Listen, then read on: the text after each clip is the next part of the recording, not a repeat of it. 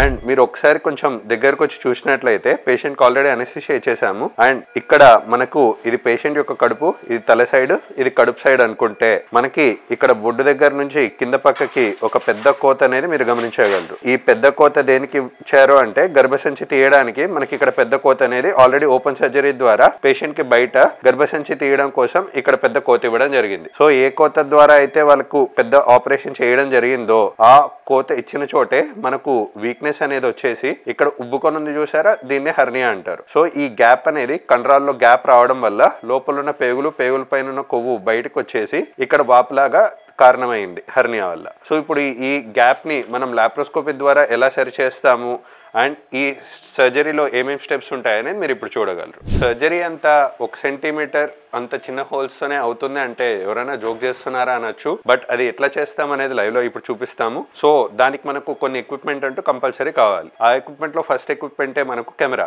Because 1 centimetre whole తో కడుపు లోపల ఉండేది మనం ఏం చూడలేం కాబట్టి 1 సెంటీమీటర్ హోల్ పెట్టేసి లోపల ఏమేం జరుగుతుంది అని తెలుసుకోవడానికి మనం ఈ విధంగా కెమెరాని కడుపు లోపల ఇన్సర్ట్ చేసేసుకొని లోపల ఏమేం జరుగుతుందో మనం ఒక వీడియో మానిటర్ కి కనెక్ట్ చేసుకొని వీడియో మానిటర్ లో చూసుకుంటూ మనం సర్జరీ చేస్తాం.